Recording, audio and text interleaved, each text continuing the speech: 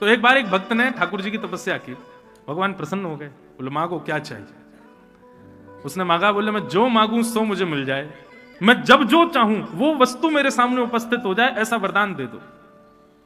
भगवान बोले ये वरदान नहीं देंगे भाई, तुम लोग बड़े खतरनाक हो, कुछ भी मांग सकते हो।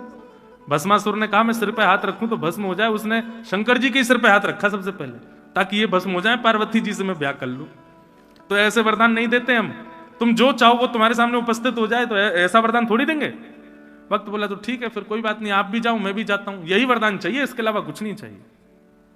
भगवान बोले देना तो पड़ेगा भाई, तूने तपस्या करी है, एक काम करते हैं, जो तू चाहेगा तुझे मिल जाएगा, पर तेरे पड़ोसी को दुगना मिलेगा, तेरे पड़ोसी को तुझसे ज्यादा मिलेगा, बता मंजूर?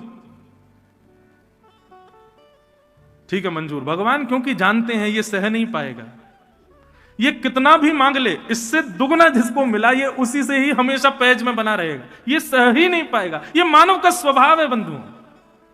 ठाकुर जी ने वरदान दे दिया, जो मांगेगा सो मिलेगा। अब वो जो भी मांगता है पड़ोसी को दुगना मिलता है। मेरा घर बन जाए, उसका एक बना पड़ोसी के दो, मुझे गाड़ी मिल जाए, एक आई उसके दो। बेचारा 4 भी मांगता है तो पड़ोसी को 8 मिलता है। हे ठाकुर जी मेरा सुंदर सी कन्या से ब्याह हो जाए, इसका एक हुआ, पड़ोसी के 2 हुए। और सुंदर मांगी तो उसकी तो परम सुंदर आई, सब चीज दुगनी। तो इस हद तक पहुंच गया कि जो भी करता हूं सब दुगना मिलता है, तो घाटे की वस्तु मांगूंगा तो मुझे घाटा 1 होगा, इसको दुगना होगा। चलो अब उल्टा करते हैं, ठाकुर जी मेरी एक गाड़ी का एक्सीडेंट हो जाए, उसकी 1 हुई उसके 2 हो गई।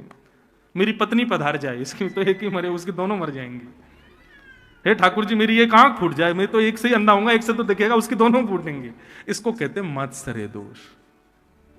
ये मात्सर्य दोष से रहित होना पड़ेगा। और एक बात बोलूं बंधुओं, आपका गंगा स्नान, आपकी तीर्थ यात्रा, आपका संत संग, आपका संत भोजन, ब्राह्मणों को दान, कथा सुनना, ये जितने भी पुण्य बताए गए हैं, इन सब पुण्यों का फल यही है कि आप मात्सर्य दोष से रहित हो जाओ। अगर मात्सर्य दोष हृदय से नहीं गया, आपके द्वारा की गई सब श्रम एव ही केवलम, सब श्रम है। बहुत बड़ी बात है, इसको समझ लीजिए। बस भक्ति में भी ये दोष आ जाता है बंधु। हम तो देखते हैं, अब किसी शहर में गए, वहां का एक व्यक्ति है वो हमसे थोड़ा प्रेमी है, हमने एयरपोर्ट से फोन कर दिया भैया हम आ रहे हैं, व्यवस्था रखना, तो उसने व्यवस्था कर ली। अब उसके यहाँ चले गए, उसके यहाँ हम रह रहे हैं। अब कोई और मिलने वहां आ जाए तो उस व्यक्ति को ये रहता है कि महाराज जी मेरे यहाँ आए, ये क्यों आ गया यहाँ पे, इसको ये प्रणाम क्यों कर रहा है, इसको महाराज जी। यह भी एक दोष है, भक्ति होने के बाद भी ये दोष नहीं जाता है तो समझो आपकी भक्ति व्यर्थ है। सब श्रेष्ठ हैं, सब गुणवान। मीराबाई के चरित्र में आता है कि किसी काले व्यक्ति को, जिसको सब देख के हंसते थे, मीराबाई उसको देख के रो जाती थी। वो कहता आप रो क्यों रही हो? बोले मैं ये इसलिए रो रही हूं, ठाकुर जी ने तुम पर कितनी बड़ी कृपा की है। बोले क्यों? वो ठाकुर जी ने कितनी बड़ी कृपा दी कि अपना रंग तुमको दे दिया, हमको तो इसका भी अधिकारी नहीं समझा ठाकुर जी ने, तुमको इसका अधिकारी तो समझा कि अपना वर्ण तुमको दिया है। सो तो कैसी मीराबाई, उसमें भी गुण देख रही है। और ये केवल वैष्णवों का गुण नहीं, ठाकुर जी भी ऐसे ही है। कुब्जा का प्रसंग आता है भागवत में, 3 जगह से कमर टेढ़ी उसकी, जिसको देख करके कोई बात नहीं करता था, उसको ठाकुर जी भागवत में संबोधन करते हैं, हरी सुंदरी तुम कहां जा रही हो। संसार के लोग धनवान व्यक्ति से मित्रता करते हैं, ठाकुर जी का मित्र कौन? सुदामा, जिसके घर में 3 दिन भोजन ही नहीं बन पाता है हफ्ते में। अरे जीवन में कुछ लाने भी है ना गुण, तो ठाकुर जी के गुण ही लिया हो। ठाकुर जी के गुण कितने सुंदर हैं, कितने पवित्र हैं, कितने शुद्ध हैं। भगवान मात्सर्य दोष से रहित है, ऐसा ही हमको भी होना चाहिए। तो मात्सर्य दोष से बचो। भागवत का अधिकारी कौन? मात्सर्य दोष से जो रहित है। और तीसरी बात, श्रीमद् भागवत का संबंध क्या है? भागवत सुनने से हमारा किससे संबंध होता है? बोलो वैद्यम वास्तव मत्र वस्तु शिवदम। ठाकुर जी से संबंध हो जाएगा, और वो भी कैसा? कल्याणकारी, कल्याणकारी संबंध होगा। भागवत की कथा सुनने से और कोई लाभ नहीं है बंधु, एक ही लाभ है बस, और वो लाभ सबसे बड़ा लाभ है कि ठाकुर जी हमारे हो जाएंगे, बस और कुछ नहीं। और भागवत का प्रयोजन क्या है? बोले तापत्रयोन्मूलनम। जैसा कि मैंने कल भी कहा था, आज भी कहूं, कथा में नित्य आने वाला, नित्य कथा को जीवन बनाने वाले व्यक्ति के जीवन में फिर ताप अनुभव नहीं होते। श्री कुंभन दास जी, नाम सुना आपने? वैष्णवों ने सुना होगा, जो नए हैं उन्होंने नहीं सुना होगा। अष्ट सखाओं में एक सखा हुए श्री कुंभन दास। क्या नाम था? कुंभन दास। तो श्री कुंभन दास जी, उनके पास ज्यादा धन नहीं था। कैसे थे? तिलक भी लगाते थे ना, तो एक कठौते में जल भर के और उसमें अपनी परछाई देख करके तिलक लगाते। मतलब शीशा भी नहीं था उनके घर में, इतने दीनहीन थे। एक बार अपनी भतीजी से बोले, अरे सुन जल्दी तेने कठौता लेके आ, मुंह को तिलक लगाना है। तो भतीजी बोली, आरसी तो पड्डा पीगो, क्यों जल है ना, वो तो बछड़ा पी गयो। तो फिर दूसरा जल भर के लाए। इतने दीनहीन थे। एक बार लेकिन ठाकुर जी उनकी गोद में खेलते थे। एक बार ठाकुर जी उनकी गोद में बैठे थे और बैठ करके कुंभनदास जी के साथ में लीला कर रहे थे। इतने में ठाकुर जी ने कृपा की, बोले कि कुंभना के पास में ज्यादा पैसा ना आए, कोई राजा के हृदय में मैं ऐसी भावना प्रकट करूं कि वो राजा दान करवे के काजे ब्रज में आवे और कुंभनदास को खूब सारी संपत्ति दे जावे। ठाकुर जी ने ऐसा मन बनाया। और एक दिन एक राजा भ्रमण करता हुआ गोवर्धन गया, उसके हृदय में ठाकुर जी ने प्रेरणा प्रकट की। संतों को दान देता देता जैसे कुंभनदास जी की कुटिया में गया, राजा के आते ही ठाकुर जी जो गोद में बैठे थे ना, ठाकुर जी वहां से अंतर ध्यान हो गए। राजा ने आकर के प्रणाम किया, पर कुंभनदास जी ढूंढ रहे थे, अरे कहां चले गए मेरे जय जय, कहां चले गए, अरे मेरो लाला कहां चलोगे। उठा उठा करके वस्त्रों को ढूंढे, मेरो लाला कहां चलोगे। सोने चांदी हीरे जवाहरात सब सामने रख दिए। बोले भगवान मैं दान करने आया हूं, ये सब ले लो। कुंभनदास जी बोले, तो दान की पड़ रही है, ए मेरे हृदय को सबसे बड़ा रत्न तो मुंह को छोड़ के चलोगे, इन सबन ने लेके आयो है, जरूर इन सबन के मारे ही वो चलोगे, ले जा, या कुछ ना चाहिए, कोई और को दे दियो। राजा ने खूब प्रार्थना की। घर के सदस्य कहने लगे, कुंभनदास जी ले लो, हमारे घर में बहुत तंगी चलती है, अरे घर सब ठीक रहेगा, भोजन पानी बढ़िया चलेंगे, ले लो रत्नों को। कुंभनदास जी बोले, यदि ये रत्न घर आएंगे तो मैं घर छोड़ के चलो जाऊंगा, ले जाओ इनको यहां से, मुझे नहीं चाहिए। और रोने लगे, मेरे ठाकुर जी कहां चले गए। राजा जैसे ही रत्न समेट कर वापस गया, सोई ठाकुर जी फिर से उनकी गोद में आ गए और गोद में आके बोले, कुंभना तेने वाके द्वारा दी गई सब सामग्री ठुकरा क्यों दई।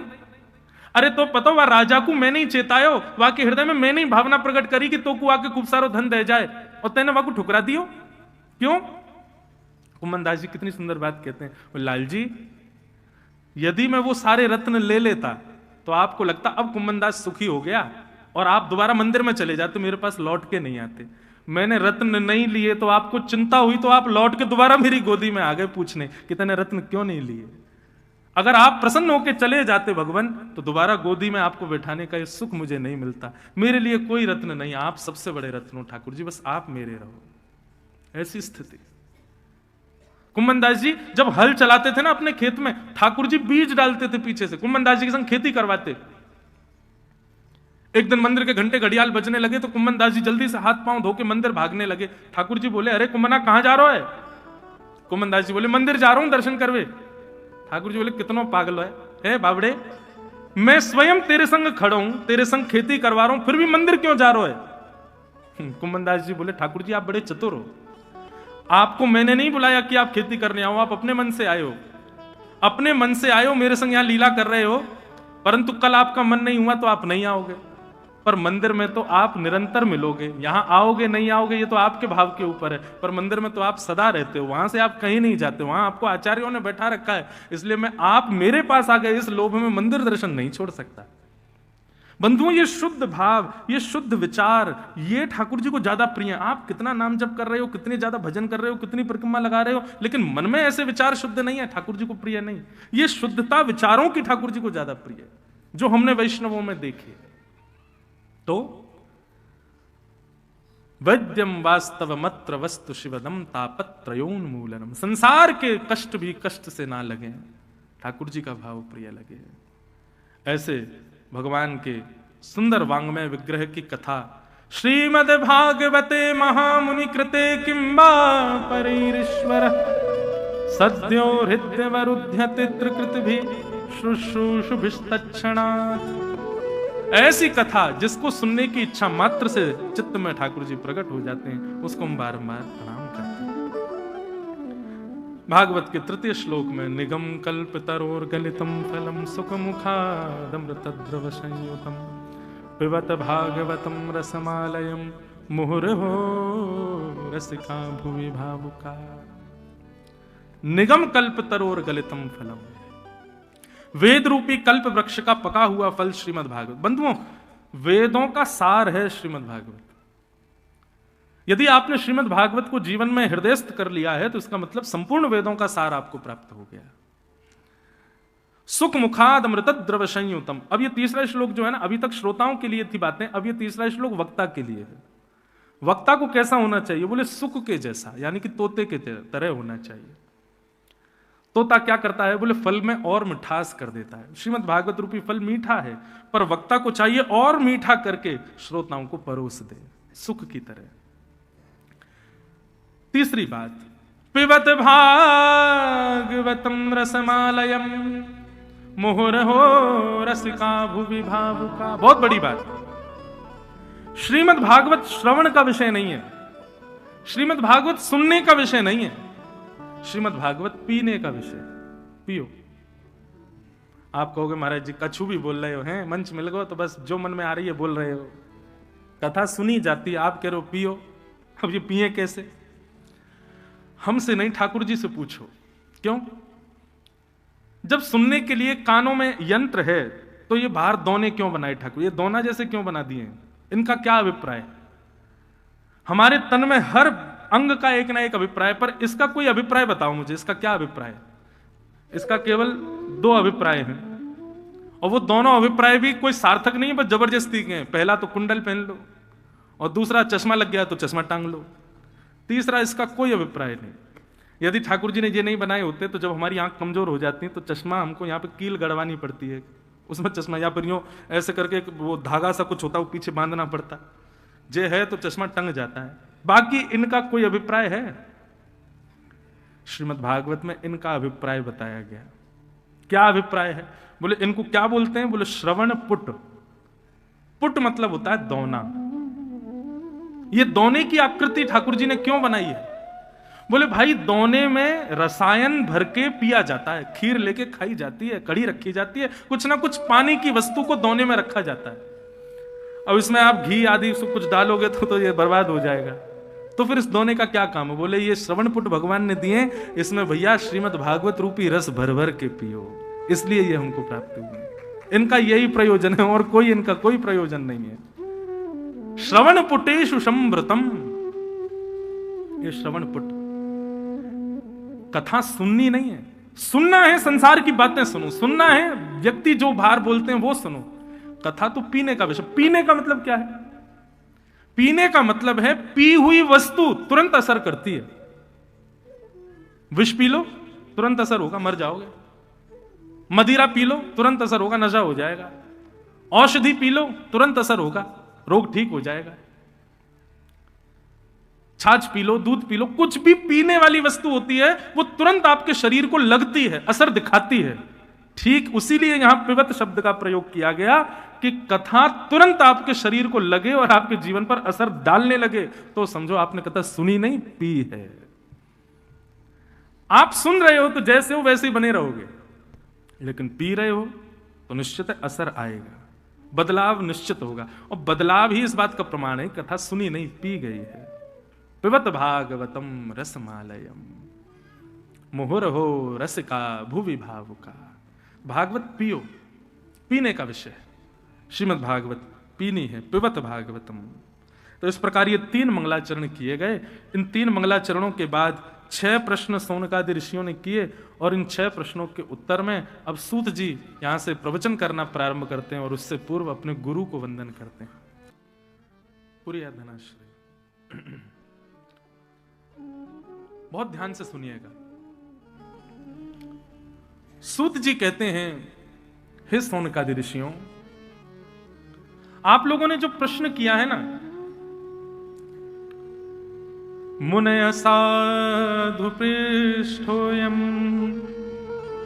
भवद्भे लोक मंगलम यत्कृतः कृष्ण संप्रश्नो येनात्मा सुप्रसीदति। बहुत सुंदर बात है। उत्तर श्रेष्ठ देने वाला गुरु हो ये जरूरी नहीं, प्रश्नकर्ता का प्रश्न भी श्रेष्ठ होना चाहिए। कई बार लोगों को खुली इजाजत मिलती है कि प्रश्न करो, बड़े विचित्र प्रश्न करते हैं आजकल के लोग। प्रश्न कैसा होना चाहिए? पूछने वाले का भी कल्याण हो उत्तर देने वाले का भी कल्याण हो और बाकी के जो लोग बैठे हैं सुनने के लिए उनका भी कल्याण हो। प्रश्न सदैव ऐसा होना चाहिए।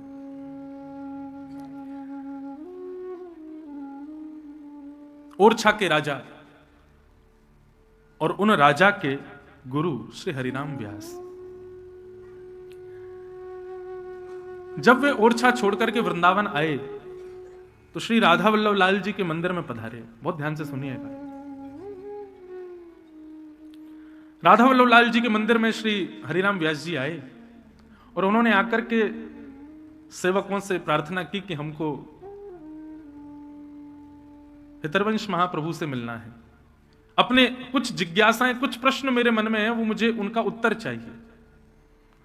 सेवकों ने कहा भैया वो भी व्यस्त हैं, ठाकुर जी की सेवा में लगे हैं, अभी आपका मिलना संभव नहीं हो पाएगा। हरिराम व्यास जी तो जिद कर लिए, नहीं मुझे तो अभी मिलना है।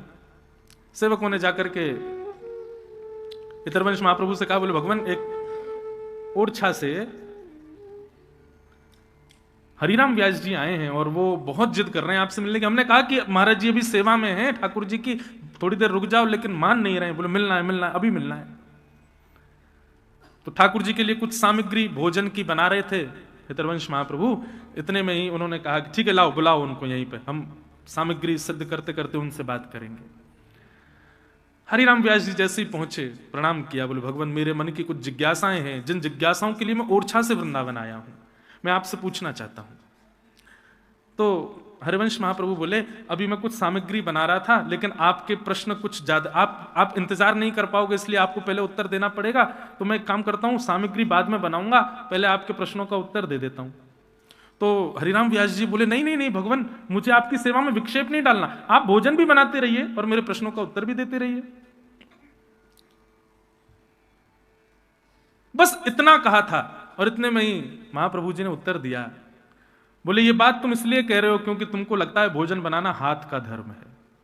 हां, भोजन बनाना हाथ का धर्म है, लेकिन ठाकुर जी की सेवा के लिए प्रसाद बनाना यह हृदय का धर्म है, यह हाथ का धर्म नहीं है। और यदि हृदय मेरा प्रसाद बना रहा है तो मैं तुम्हारे संशय का उत्तर कैसे दे पाऊंगा? मेरी मन बुद्धि ये प्रसाद बना रही है, मेरे हाथ प्रसाद नहीं बना रहे। संसार के व्यक्ति के लिए जब भोजन बनाया जाता है,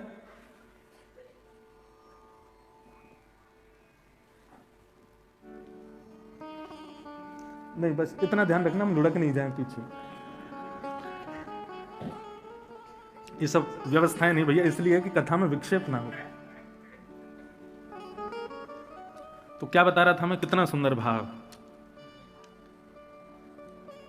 कथा सुनाना मुंह का धर्म नहीं है ना, हृदय का। हृदय पीछे चला गया था अभी मेरा। व्यास जी आप संशय की निवृत्ति चाहते हो और मैं इस समय प्रसाद बना रहा हूं ठाकुर जी का, और आप चाहते हो कि मैं प्रसाद भी बनाऊं, आपका संशय भी निवृत्त करूं, क्योंकि आप ऐसा सोचते हैं कि भोजन बनाना हाथ का धर्म है और मेरे संशय की निवृत्ति करना हृदय का धर्म है। पर नहीं, भोजन व्यक्ति विशेष के लिए है तो हाथ से बनेगा, लेकिन ठाकुर जी के लिए प्रसाद बनना है तो हृदय से ही बनेगा। तो एक समय पर दो काम हृदय नहीं कर पाएगा, इसलिए मैं पहले प्रसाद उतार दूं, फिर आपके संशय का। महाराज जैसे ये बात कही महाप्रभु जी ने, हरिराम व्यास जी तो नतमस्तक हो गए, बोले मेरे सारे प्रश्नों के उत्तर मिल गए भगवान, अब कुछ नहीं पूछना मुझे। मैं समझ गया, मैं आज तक हृदय को और शारीरिक क्रियाओं को अलग अलग मानता था, लेकिन आपने मेरे संशय की निवृत्ति कर दी कि भगवत भाव में शरीर सेवा नहीं करता, हृदय ही सेवा करता है। शरीर माध्यम बनता है, पैर माध्यम बनते हैं, वाणी माध्यम बनती है, नेत्र माध्यम बनते हैं, कान माध्यम बनते हैं, पर प्रधानता हृदय की होनी आवश्यक है। कथा सुनने के लिए कान होने जरूरी है, पर कानों से ज्यादा हृदय का होना जरूरी है। दर्शन के लिए नेत्र आवश्यक है, लेकिन नेत्रों से ज्यादा हृदय का होना आवश्यक है। परिक्रमा के लिए पैर हो, हिष्टपुष्ट शरीर हो, नहीं, हृदय का होना। एक हमारे गोवर्धन की घटना, एक बहुत बड़ा बॉडी बिल्डर, और महाराज वो चैलेंज करने लगा, मैं ऐसे रहता हूं, मेरी डाइट ऐसी है, मैं कम से कम 5 दिन के अंदर डंडौती लगा दूंगा गिरिराज जी की। अहंकार हो गया उसको अपने शरीर पर, जो कम से कम 500 पुशअप तो करता था। पुशअप समझते हैं, ऐसे करते हैं, क्या बोलते हैं उसको? पुशअप ही बोलते हैं, हिंदी में क्या बोलते हैं? दंड बैठक तो यार बैठ के होती है। अच्छा, जो भी बोलते हो, हमारा क्या मतलब उससे, हम तो खाए पीए वाले लोग हैं। तो जो 500 बार ऐसे ऐसे करता था वो 5 बार भी आगे नहीं बढ़ पाया, और 5 बार में ऐसा पस्त हुआ कि हाथ जोड़ लिए, बोले मुझसे परिक्रमा नहीं लगेगी। क्यों? क्योंकि परिक्रमा शरीर का धर्म नहीं है। आप गिरिराज जी परिक्रमा में पस्त हो जाते हैं, जो भी लोग थक जाते हैं वो इसलिए थक जाते हैं क्योंकि शरीर से परिक्रमा दे रहे हैं। आप हृदय से देख के देखो, ये विचार करो कि जिस पथ पर हम चल रहे हैं यहां श्यामा श्याम लीला करते हैं, ये कोई पर्वत नहीं है, साक्षात किशोरी जी का हृदय है। इस भावना से आप गिरिराज जी जाओ और बस यही प्रतीक्षा करो कि अब शायद ठाकुर जी की कोई लीला दिखे, अब शायद ठाकुर जी का दर्शन हो, पूरी परिक्रमा हो जाएगी, दूसरी शुरू हो जाएगी, आपकी थकान का पता नहीं चलेगा। क्यों? वो शरीर का कर्म नहीं है, वो हृदय का कर्म है, हृदय का धर्म है। हरिराम व्यास जी तो महाराज नतमस्तक हो गए, बोले भगवान आपने मेरे संशय का समाधान कर दिया, अब मुझे मेरे मन में अब कोई प्रश्न है ही नहीं। हरिराम व्यास जी जब ओरछा से आए थे तो बताते हैं 5 बैलगाड़ियों में पोथियां भर के लाए थे, इतना पढ़ते थे वो, और सारी पोथियां जमुना जी में बहा दी उन्होंने। केवल एक समाधान से ऐसी निवृत्ति हुई हरिराम व्यास जी को, सब छोड़ दिया, ब्रज में बस गए, और फिर जीवन में कभी कोई प्रश्न ही नहीं किया गुरुदेव से। प्रश्न हृदय में उठना भी एक प्रकार से हमारी भक्ति अभी सूक्ष्म है, इस बात का प्रमाण है। अच्छा, एक और बात कहें, प्रश्न उठना भी गलत बात नहीं है, प्रश्न उठना ही चाहिए, जिज्ञासा होनी चाहिए, पर जिज्ञासा पूछने तक की स्थिति आ जाए तो समझो अभी हमें कमी है। जिज्ञासा तो भैया गुरुदेव का दर्शन करने मात्र से समाधान हो जाता है। मैंने कितनी बार कितनी लोगों को, मैं अपनी बात बता रहा हूं, मैं जब मेरे गुरुदेव पढ़ाने आते हैं या पूज्य पिताजी घर पर आते हैं या हमारे घर में कितने संत आते हैं, मैं सोचता हूं कि आज हमारे यहां वो आ रहे हैं, मैं उनसे ये पूछूंगा, और विश्वास मानिए जैसे ही उनका दर्शन होता है लगता है कि अब इनसे पूछूं क्यों, मेरे तो समाधान मिल गया, मुझको मेरे प्रश्न का तो समाधान हो गया, इनके दर्शन मात्र से समाधान है। तो प्रश्न कैसा होना चाहिए, हो भी तो कैसा हो, लोक मंगलम, पूछने वाले, बताने वाले और सुनने वाले तीनों का कल्याण करे। सूत जी कहते हैं आप लोगों ने जो प्रश्न किया है ये बहुत सुंदर है, क्योंकि इस प्रश्न के उत्तर में मेरे हृदय में भी ठाकुर जी प्रकट होंगे, आपके हृदय में भी ठाकुर जी प्रकट होंगे, और जितने लोग बैठे हैं इनके हृदय में भी ठाकुर जी प्रकट होंगे। ऐसा प्रश्न ही होना चाहिए जिससे ठाकुर जी प्रकट हो। और उत्तर देते हुए अब सूत जी कहते हैं, सवै पुंसां परो धर्मो यतो भक्तिरदुक्षजे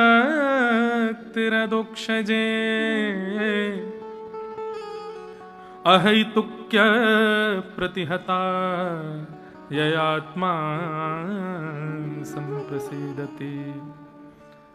अब यहां परम धर्म का विषय, जो हम परम धर्म अभी सुन रहे थे, किसको कहते हैं, तो यहां सूत जी परम धर्म की व्याख्या कर रहे हैं। हर प्राणी का परम धर्म क्या है? धर्म तो वो जानता है, मुझे स्कूल में पढ़ना है, स्कूल के बाद यूनिवर्सिटी में डिग्री लेनी है, फिर जॉब करनी है, बिजनेस करना है, ब्याह करना है, संतान उत्पन्न करके वंश आगे बढ़ाना है, उनका कल्याण करना है, सब जानते हैं। अरे ये जानवर भी जानते हैं कि उनको भी वंश चलाना है आगे। ये ज्ञान लेना कोई बहुत बड़ी बात नहीं कि जीवन कैसे जिया जाए ये बताओ, ये सब जानते हैं भैया, जीवन सब जीते हैं। और सबसे बड़ा हमारा जीवन ही हमारा गुरु है, वो हर पथ पर हमको कुछ ना कुछ सिखाता रहता है। जीवन जीने के लिए मोटिवेशन मत लिया कीजिए। आजकल लोग मोटिवेशनल स्पीचेस इसलिए सुनते हैं कि हम जीवन कैसे जिए ये पता चले। अरे आपका जीवन ही आपको सिखाएगा, आगे बढ़ो तो सही। सीखना है तो ये सीखो कि भगवत प्राप्ति कैसे, वो हमें नहीं पता है, वो जानना जरूरी है। और यहां पर सूत जी कहते हैं, सवै पुंसां परो धर्मो यतो भक्तिर अदोक्षजे, अदोक्षज भगवान की भक्ति करना यही हमारा परम धर्म है। पर कैसी भक्ति? अहैतुक्य प्रतिहता ययात्मा संप्रसीदति। अहैतुकी भक्ति। कैसी भक्ति? अहैतुकी। अहैतुकी भक्ति का मतलब क्या होता है? भक्ति तो सब जानते हैं, अहैतुकी भक्ति क्या होती है? अहैतुकी भक्ति मतलब तेरे फूलों से भी प्यार, तेरे कांटों से भी प्यार, तू जो भी देना चाहे दे दे मेरे करतार। ठाकुर जी जो ऑफर करें लाइफ में हमको सब मंजूर है, सब राजी है। हमारे अनुकूल हो तो भी हमको अच्छा है, और हमारे प्रतिकूल हो तो भी ठाकुर जी का प्रसाद है। इसको कहते हैं अहैतुकी भक्ति। हमारी भक्ति कैसी?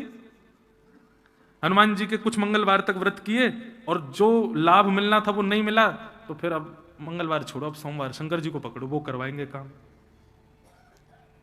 शंकर जी पकड़ लिए, अब शंकर जी के पीछे पड़ गए महाराज, हाथ धो के अमरनाथ पहुंच गए, केदारनाथ चले गए, काशी विश्वनाथ चले गए, शंकर जी के पीछे लगे लगे लगे, खूब दिन हो गए, काम नहीं बन रहे, अब क्या करें? बोले अब वैष्णो देवी को पकड़ो। देवी माँ कलकत्ता पहुंच गए, भद्रकाली, दक्षिणेश्वरी काली, सब जगह जा रहे हैं, अब देवी देवी दिख रही हैं सब जगह। ये समय समय पर अपने इष्ट को बदल देना, ये भक्ति नहीं है। आप कहोगे महाराज जी कर तो भक्ति ही रहे हम, चाहे किसी भी देव की करें। देखो, प्रेम सब देवताओं से करो, सब देवों को भजो, सबको पूजो, पर इष्ट तो किसी एक को ही रखो। हम कलकत्ता आते हैं, भद्रकाली जाते हैं, दक्षिणेश्वरी जाते हैं, वहां जाकर के भी प्रणाम करते हैं, हे मैया, हे योग माया, ऐसी कृपा करना हमारे वृंदावन बिहारी लाल में हमारी और भक्ति बढ़े। हम उनसे भी ठाकुर जी को ही मांगते हैं। हम महाकाल जाते हैं तो वहां भी, हे बाबा कृपा करियो, हमारे यहाँ तो आप गोपी बनकर के बैठे हो, गोपी प्रेम की भिक्षा दीजिए, ऐसी भिक्षा दो कि आपको जो प्रेम ठाकुर जी से वैसो प्रेम हमको भी प्राप्त हो। अहेतुकी भक्ति का मतलब क्या है? चाहे जीवन में कुछ हो जाए, लेकिन हमारी भक्ति कभी डगमगाए ना, कभी विचलित ना हो। अनुकूलता प्रतिकूलता कुछ भी आ जाए, न कोई शिकायत, न कोई अर्जी, कर लो करा लो प्रभु, जो है तेरी मर्जी। उसकी रजा में जो राजी रहे, उसको कहते हैं अहेतुकी भक्ति। यही परम धर्म है।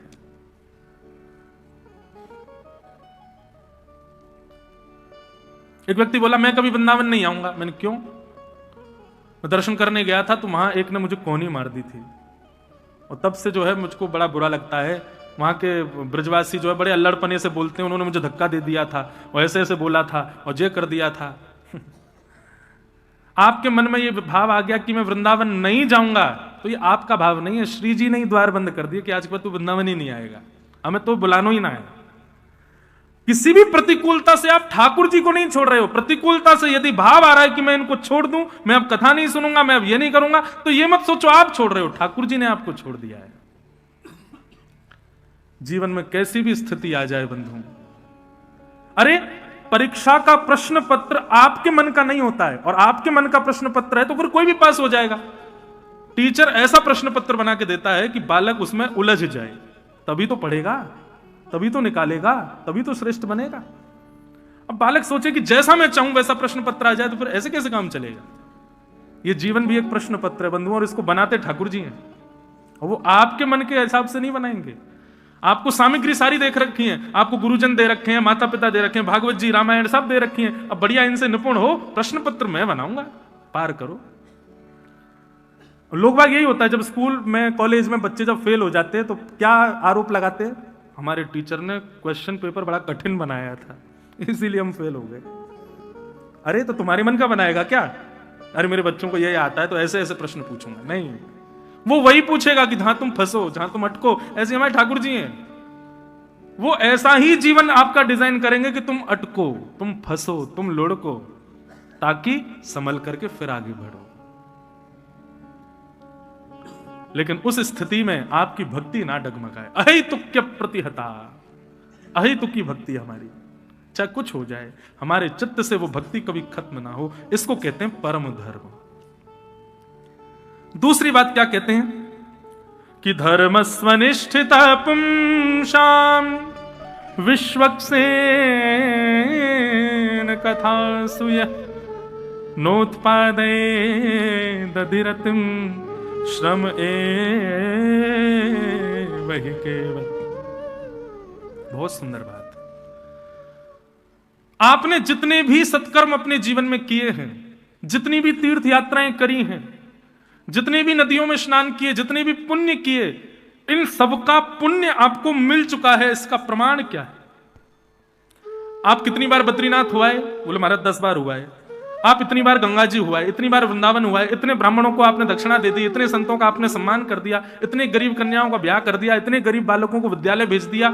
ये सब जो आपकी क्रियाएं हैं सत्कर्म की, ये ठाकुर जी ने स्वीकार करी हैं। इसका प्रमाण क्या है? आपने तो कर दी, पर ठाकुर जी ने वो स्वीकार करी है कि नहीं, इसका प्रमाण क्या है? बहुत सुंदर बात है। बोले नोत्पादय दतिर्तिम श्रम एव ही विश्वक्सेन कथा सुया।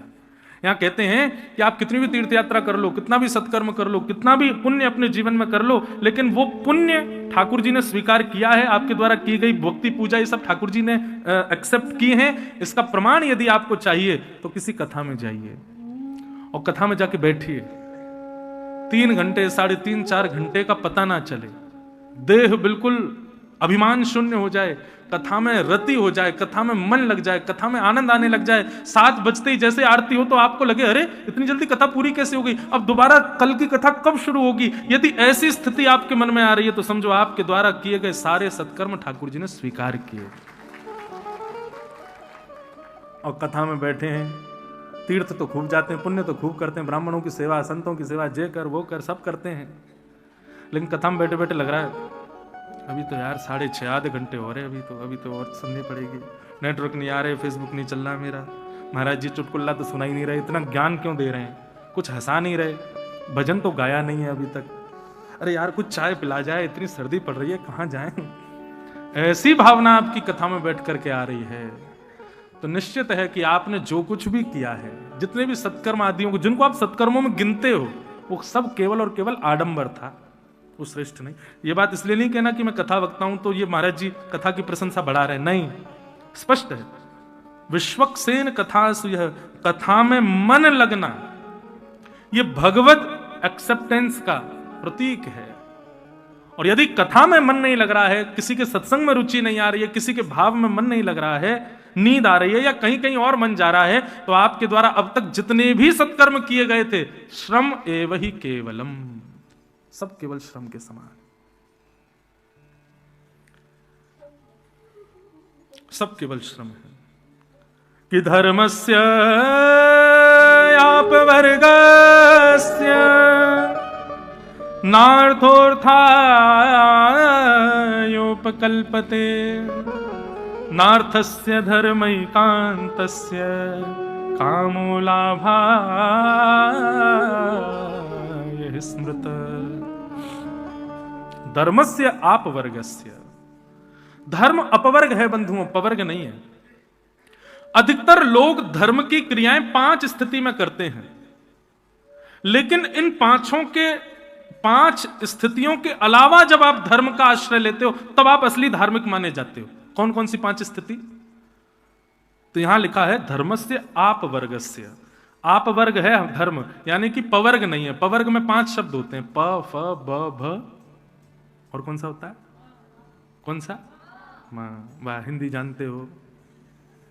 पवर्ग प फ ब भ म। तो प से बनता है पाप और पुण्य, प और फिर फ से बनता है फल, प फ फिर आया ब यानी कि बंधन, फिर आया भ यानी कि भय, और फिर आया म यानी कि मृत्यु। मतलब पहला पाप और पुण्य की, पाप हो गया, अब पाप के प्रायश्चित के लिए आप अगर हनुमान जी के पास जा रहे हो तो आप धार्मिक नहीं माने जाओगे। किसी पुण्य की प्राप्ति के लिए तीर्थों में जा रहे हो तो आप धार्मिक नहीं माने जाओगे। पाप और पुण्य से रहित होकर के आप ठाकुर जी का दर्शन कर रहे हो तो आप धार्मिक हो।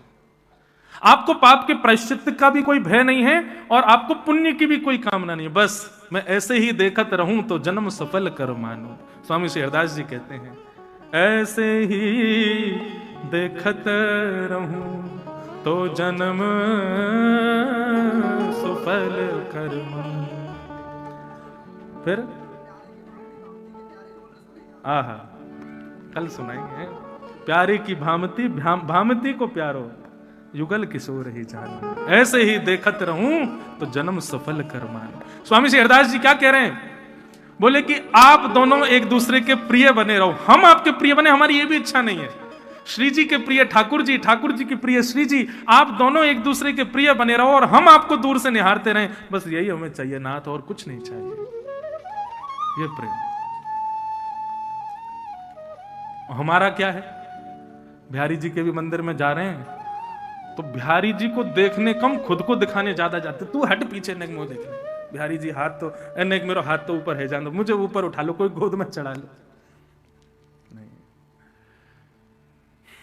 हम वृंदावन आ गए, यही बहुत है। अब ठाकुर जी के दर्शन ना भी हो पाए तो कोई दिक्कत नहीं। ऐसे ही देखत रहूं तो जन्म सुफल कर मान। अरे होली के समय तो महाराज बिहारी जी के आगे एक झीनी चादर बांधनी पड़ती है। क्यों? लोग बाग फूल माला दूर से फेंक देते हैं ठाकुर जी के ऊपर।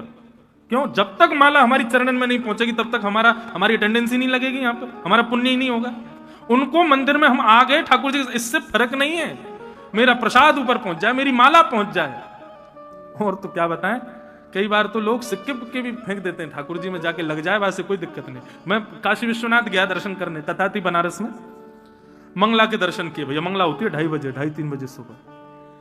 विश्वनाथ भगवान की ऐसी अद्भुत मंगला का दर्शन किया, आगे बैठ करके दर्शन हो गया। अब दर्शन के बाद सामान्य दर्शनार्थियों के लिए द्वार खुलता है और लंबी लाइन लगी थी महाराज। तो लाइन इतनी लंबी थी कि गेट खुलते ही इतने लोग घुस गए कि मैं पीछे रह गया। मैंने कोई नहीं, पीछे से हम कर लेंगे। अब मुझसे पहले 10-15-20 लोग भीतर चले गए। जैसे ही मैं भीतर गया महाराज, तो शंकर जी तो दिखे नहीं, डिस्पोजल गिलास भरे पड़े थे।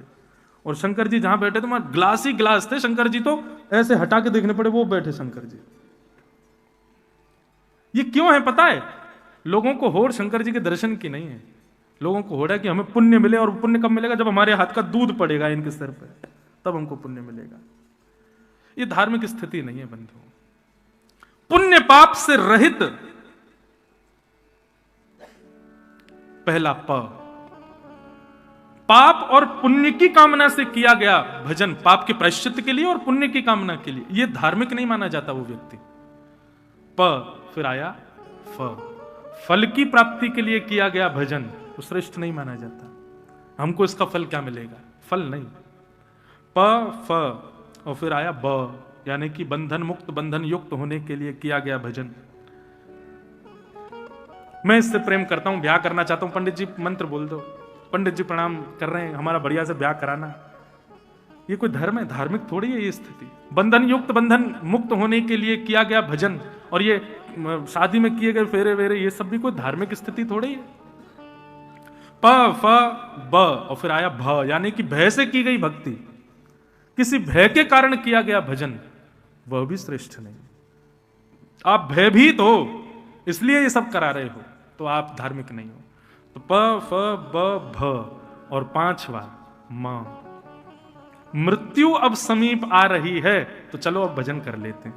मतलब बुढ़ापा, सारी जीवन तो निकाल दिया सारे ऐशो आरामों में, अब ऐश आराम करने वाला शरीर बचा नहीं, नाचा जाता नहीं है, कुछ खाया जाता नहीं, दांत वांत सब टूट टाट गए, देख पाते नहीं है। नंबर लगाए महाराज, उठाने के लिए भी 2 लोग चाहिए, तो अब क्या सोच रहे हैं? बोले अब तो मंदिर वंदिर में पड़े रहे, वहीं भजन वजन करें।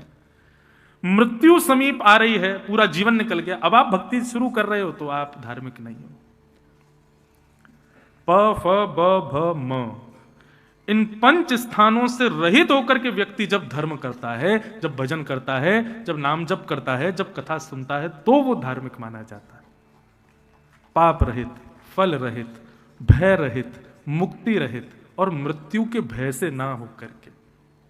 सबसे बढ़िया, यहां कोई वृद्ध लोग जो बैठे हैं वो बुरा नहीं मान जाना, महाराज जी ऐसे क्यों कह रहे हैं कि भैया बुढ़ापे में भक्ति, ठाकुर बुढ़ापे में भक्ति करना आपके लिए, उससे ठाकुर जी परेशान। ठाकुर जी को वो बुरे लगते हैं जब शरीर बलवान था, जब शरीर सब कुछ करने में सक्षम था, तब इन्होंने भजन नहीं किया। जब जीव में सारे स्वाद आते थे, दांत हर वस्तु को खा जाते थे, तब तो इन्होंने दुनिया भर की चीजें खाई। और अब जब सबसे शिथिल हो गए, आंख से बहेगा, आंख पे पड़ेगा जाला, नाक से बहेगा नाला, लाठी से पड़ेगा पाला, अब जाकर के कह रहे हो वृंदावन ले चलो, अब जाके कह रहे हो कथा करवा लो, अब जाके कह रहे हो कि वहां ले चलो, नहीं, तो आप धार्मिक नहीं हो। सर्व योग्य जब थे तब मेरा भजन करते। इसीलिए श्रीमद् भागवत में प्रहलाद जी महाराज कहते हैं, भक्ति करने की सबसे अच्छी आयु कौन सी है, सबसे अच्छी अवस्था कौन सी है? तब प्रहलाद जी कहते हैं, कौमाराचरे प्राज्ञो धर्मान भागवतान इह। वैसे तो बोलते हैं कि जन्म से ही बालक में ऐसे लक्षण लाओ कि वो भजन करे, लेकिन फिर भी अगर समय निकल गया, बाल अवस्था निकल गई, तो कम से कम कुमार अवस्था, यानी कि प्राप्ते तो 16 वर्ष, 15-16 वर्ष की आयु में बालक से अब उसको भजन करना चाहिए, अब उसको ठाकुर जी की भक्ति। लेकिन आजकल 15-16 भी बहुत ज्यादा है भैया। हम लोग, आप लोग जो यहां बैठे हो बड़े बड़े थोड़े, 15-16 आयु में हम लोगों को कुछ पता ही नहीं था। आज 8 साल का बालक इतना जानता है, सोच के लगता है कि भैया क्या होगा, कलयुग भयानक होने निश्चित। एक बार मैंने कहीं ऐड देखा था कि बालक मां के गर्भ से निकलती फोन के लिए रोने लगा। और ये हो ही जाएगा घनघोर कलिकाल में। जैसे आज बालक जन्म लेते ही मां का दुग्ध पान करता है, घनघोर कलिकाल में जन्म लेते ही बालक को फोन देना ही पड़ेगा, वो तभी शांत होगा। कभी कभी मुझे लगता है कि कलयुग में भगवान कल की पधारेंगे। राक्षस कौन है? जय है राक्षस, इसी को ही मारने आएंगे। राक्षस कौन? जो ठाकुर जी से व्यक्ति को विमुख करता है, वो राक्षस। हिरण्यकश्यप ने क्या किया? सबको ठाकुर जी के भजन से दूर करता था। रावण ने क्या किया? कहीं भी मठ मंदिर नहीं बनने चाहिए, हवन यज्ञ नहीं होना चाहिए, कोई भी भजन नहीं करेगा, करता था तो उसके सर धर से अलग कर देता था। कंस ने क्या किया? कंस ने भी यही किया, और यही आज के जमाने में ये कर रहा है। और देखो, हर युग में 2 राक्षस हुए।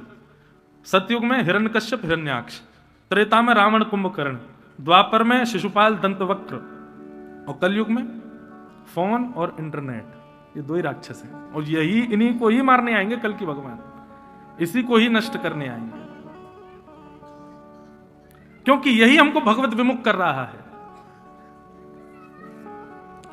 तो इसलिए भैया इन 5 बातों का ध्यान रखो। पाप, फल, बंधन, भय और मृत्यु, इन 5 से रहित होकर के जो भजन करता है, ठाकुर जी कहते हैं वो वैष्णव है, वो वैष्णव है। तो धर्मस्य आप वर्गस्य नार्थोर्थायोपकल्पते, नार्थस्य धर्मैकान्तस्य कामो लाभः स्मृत। इस प्रकार सूत जी महाराज प्रवचन कर रहे थे। आहा, बहुत सुंदर बात कहते हैं। बोले क्या? शृण्वतां स्वकथां कृष्ण पुण्यतीर्थ निवेवनात्। कितनी सुंदर बात। सूत जी कह रहे हैं, बोले भैया कथा सुनना केवल एक किसी व्यक्ति का प्रवचन सुनने के समान नहीं है। बोले शृण्वताम स्वकथाम कृष्ण पुण्य श्रवण कीर्तन। किसी कथा को सुनना एक प्रकार से संपूर्ण तीर्थों के भ्रमण के समान माना जाता है। एक भगवत कथा का श्रवण संपूर्ण देव नदियों में स्नान के समान माना जाता है। एक कथा का श्रवण विश्व भर के वैष्णवों को प्रणाम के समान माना जाता है। इतना फल होता है, इतना यश होता है, इतना श्रेष्ठ माना गया है कथा सुनने को। लेकिन वो कथा ही होनी चाहिए, व्यथा नहीं होनी चाहिए। कई बार कहीं कथा होती है, लोग बाग मुझे पर्ची भेजते, महाराज जी वाला भजन गा दो, मुझे बहुत पीड़ा होती है। क्यों? आप कथा सुनने आए थे, आपने ये क्यों लिखा कि भजन सुनाओ, आपने ये क्यों किया, ये वाली बात बताओ। ये अरे कथा चल रही है, आप उसको श्रवण करो, कथा के प्रति रुचि ज्यादा रखो। कथा श्रवण को इतना श्रेष्ठ बताया गया। कथा सुनने से और क्या होता है? बोले नष्ट प्रायेषु भद्रेषु नित्यं भागवत सेवया भगवत्युत्तम श्लोके भक्तिर्भवति नैष्ठिके। नष्ट प्रायेषु भद्रेषु, अभद्र नष्ट हो जाते हैं कथा सुनने से। अभद्रता जितनी भी है, चाहे वो नेत्रों से देखने की हो, कानों से सुन। पाप ज्यादातर मानव के चित्त में 2 स्थानों से प्रवेश करता है, कानों से और आंखों से। ये 2 ही द्वार हैं पाप प्रवेश करने के। ज्यादातर आप नेत्रों से जैसा देखोगे उतनी जल्दी पाप आएगा, कानों से जैसा सुनोगे उतनी जल्दी। तो कथा, अच्छा उसमें भी एक बात, पाप चित्त में आ गया, उसका उपचार केवल कानों से हो सकता है, नेत्रों से कम हो पाएगा। रावण ने भगवान को देखा था लेकिन पाप मुक्त नहीं हो पाया। कंस ने भी ठाकुर जी को देखा था लेकिन पाप मुक्त नहीं हो पाया। शिशुपाल दंतवक्र ने भी भगवान को देखा था लेकिन पाप मुक्त नहीं हो पाए। कौरव हर दिन ठाकुर जी को देखते थे लेकिन पाप मुक्त नहीं हो पाए। इसका मतलब क्या है? दर्शन से पाप मुक्त हो जाओगे ये जरूरी नहीं है। पाप मुक्त और अभद्रों का नष्टकरण तो केवल कथा ही कर सकती है, वो कथा से ही संभव होगा। आपने नियम बना लिया, रोज मैं राधारमण जी जाऊं, रोज मैं बिहारी जी जाऊंगा, रोज मैं राधा वल्लभ जी जाऊंगा, रोज मैं दर्शन। नित्य दर्शन का क्रम बनाने से अच्छा है, हाथ जोड़ के प्रार्थना, नित्य दर्शन भले ही ना हो पाए पर नित्य श्रवण जरूर करो। आप सबके पास में फोन है, आधुनिक यंत्र है, इंटरनेट है, उसके बिना कोई नहीं जी रहा है आज की डेट में। आजकल व्यक्ति एकादशी के दिन अन्न का, आहार का त्याग कर देगा, लेकिन एकादशी के दिन अगर ये कहे तो फोन नहीं चलाना, तो एकादशी भारी पड़ेगी महाराज। 12 घंटे भी लगेंगे, वो कैसे करूं भैया। मैं कहता हूं अब एकादशी बदल जानी चाहिए थोड़ी सी। अब व्रतों में थोड़ा नियम बदलो। अब व्रत करना है ना तो उस वस्तु का करो जिस वस्तु को आप छोड़ नहीं सकते, उस वस्तु का व्रत करो। व्रत का मतलब, अब प्राचीन काल में फोन वोन नहीं थे, लोग भोजन को ही श्रेष्ठ मानते थे, इसलिए भोजन का निराहार होकर के व्रत करते थे। पर आज व्यक्ति भोजन छोड़ देगा लेकिन फोन नहीं छोड़ पाता, इंटरनेट नहीं छोड़ पाता। व्रत करना है तो उन वस्तु का करो जिसका आप त्याग नहीं कर पाते, जिसके बिना आप रह नहीं पाते, उसके बिना रहना ये व्रत है, ये व्रत करो। तो नष्ट प्राय स्वभद्रेषु नित्यम भागवत सेवया। नित्य भागवत श्रवण करने से अभद्रों का नाश होता है। तो दर्शन की अगर विधि बना रहे हो, उससे पहले श्रवण की बनाओ। नवदा भक्ति में भी सबसे पहली भक्ति कीर्तनम नहीं है, श्रवणम है। आज बुरा नहीं मानिएगा, वृंदावन के कई मंदिरों में लोग इसलिए जाते हैं क्योंकि वहां कीर्तन बहुत अच्छा होता है। अच्छी बात है, कीर्तन में आप नाचो गाओ, अच्छी बात है, लेकिन कथा को प्रधानता पहले दो, सत्संग को प्रधानता पहले दो, किसी व्यक्ति के द्वारा दिए जा रहे प्रवचन को प्रधानता पहले दो। श्रवणम पहली भक्ति है। दूसरे नंबर पर आता है कीर्तनम विष्णु। आपने बिना श्रवण के कीर्तन किया तो कीर्तन लाभकारी नहीं होगा, पहले श्रवण करना पड़ेगा। कथा आती है, गोपी कदाचिन मणिपिंजरस्थम सुखम वचो वाचयितुम प्रवत्तः आनंद कंद ब्रज चंद कृष्ण गोविंद दामोदर माधवेति। भागवत जी के बगल में आपको सुखदेव जी का दर्शन हो रहा है। सुखाचार्य जी बैठे तोते के रूप में, सुखदेव जी। बहुत ध्यान से सुनिएगा सब लोग। ये सुखदेव जी कौन है? गोलोक धाम में श्री किशोरी जी, मतलब हमारी श्री राधा रानी के पास एक मणि का पिंजरा है। उस मणि के पिंजरे में नित्य सुखदेव जी बैठे रहते हैं। क्यों है ये सुखदेव जी किशोरी जी के पास? बोले सुख का एक स्वभाव होता है, सुख से बोलो, बोलो तोता राम राम तो तोता बोलता है राम राम, बोलो तोता राधे राधे तो तोता बोलता है राधे राधे। जो भी आप बोलो उसको रिपीट करता है। तो श्री जी ने इसलिए अपने पास में सुख पक्षी रखा है कि वो नित्य भगवत नाम गाता है। गोविंद दामोदर माधवेति आनंद कंद ब्रजचंद्र कृष्ण गोविंद दामोदर माधवेति। वो नित्य भगवान का नाम गाता रहता है और किशोरी जी को बहुत अच्छा लगता है। लेकिन एक दिन गोलोक धाम में ठाकुर जी पधारे। ठाकुर जी के आते सबने उनको प्रणाम किया, लेकिन उस सुख पक्षी ने प्रणाम नहीं किया। किशोरी जी ने डांटा, बोले तुमने उनको प्रणाम क्यों नहीं किया? सुख पक्षी बोला वो कौन है, उनको प्रणाम क्यों करूं, वो है कौन? तब किशोरी जी ने सोचा, अरे ये है तो रट्टू तोता, रटता है, नाम गाता है, लेकिन उनको पहचानता नहीं है। इसका मतलब आप कीर्तन में रुचि रखते हो, खूब गाते हो, खूब नाचते हो, भगवान नाम खूब करते हो, लेकिन कभी ठाकुर जी छद्म वेश में आपके सामने आ गए तो पहचानोगे कैसे? ठाकुर जी की पहचान तो कथा ही कराती है, उनका चरित्र ही कराएगा, उनकी लीला ही कराएगा। नहीं तो ठाकुर जी रूप बदल के आ जाएंगे, आप पहचान नहीं पाओगे। ठाकुर जी की पहचान कीर्तन नहीं, कथा कराता है, इसलिए कथा आवश्यक है। अब हम बताएं ठाकुर जी कैसे पहचानोगे? यदि कभी ठाकुर जी आपके सामने आ जाएं तो निश्चित रूप बदल के आएंगे,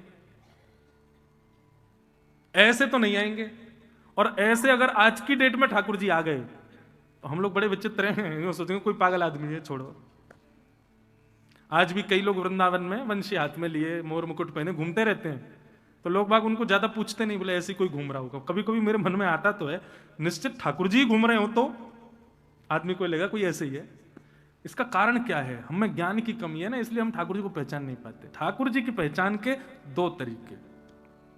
सबसे पहला, ठाकुर जी के चरणारविंद। ठाकुर जी कितने भी रूप बदल लें, लेकिन उनके श्री चरण कभी नहीं बदलते। इसीलिए हमारे हिंदू वैदिक सनातन धर्म में सबको प्रणाम करो, चरणों में प्रणाम करो। क्यों? क्योंकि कभी ठाकुर जी यदि आ गए, चरणों से आप पहचान जाओगे कि ये ठाकुर जी है। आप कहोगे क्या प्रमाण कि ठाकुर जी के चरणों से हम पहचान जाएंगे? आप उनके पूरे अंग को देख करके अपने नेत्र हटा सकते हो, लेकिन ठाकुर जी कभी सामने आएंगे, आपने उनके अगर चरण देख लिए तो आपके नेत्र हट नहीं पाएंगे, स्थिर हो जाएंगे, वो चरणों को ही देखेंगे। और ये बात मैं नहीं कह रहा हूं, कोई मनगढ़ंत बात नहीं है। श्रीमद् भागवत में देवहूति माता ने भगवान से पूछा कि आपके दर्शन में सबसे पहले किस अंग का दर्शन व्यक्ति को करना चाहिए, तब स्वयं भगवान कपिल कहते हैं संचिंतयेत भगवतश् चरणारविंदम, मां सबसे पहले मेरे चरणों को देखो। तो ठाकुर जी कभी रूप बदल के आएंगे तो कैसे पता चलेगा? चरणों से। आप जैसे ही चरण देखोगे नेत्र सजल हो जाएंगे। किसी के चरण देख के नेत्र सजल नहीं होते, लेकिन ठाकुर जी के चरण देखते ही नेत्र सजल हो जाएंगे, नेत्रों में आंसू आ जाएंगे। दूसरी बात, कैसे हैं ठाकुर जी के चरण? बोले संचिंतयेत भगवतश् चरणारविंदम वज्रांकुशध्वज सरोरुहलांचनाड्यम। एक अद्भुत प्रकाश जैसा होगा उन चरणों में, जो आपके हृदय के अज्ञान को नष्ट कर रहा होगा, बिना प्रश्न किए हुए समाधान मिल रहा होगा केवल चरणों को देखने मात्र से। बस उसी समय पकड़ लेना उनको, चाहे वो कैसे भी रूप में हो, बस समझ जाना ये ठाकुर जी हैं, या तो ठाकुर जी हैं या ठाकुर जी का ही कोई अंश है। अब ये प्रमाण कीर्तन में तो नहीं मिला ना, कथा में मिलता है। इसीलिए फिर किशोरी जी ने उस सुख पक्षी को आज्ञा की कि तुम कीर्तन तो बहुत कर चुके हो, लेकिन तुम्हारे अभी जीवन में ठाकुर जी का परिचय नहीं है, अब कथा का आश्रय लो। तब सुखदेव जी पृथ्वी पर आए, व्यास जी की पत्नी के गर्भ से जन्म लिया और वेद व्यास जी से भागवत का अध्ययन करके भागवत के सर्वश्रेष्ठ वक्ता बने श्री सुखदेव जी महाराज।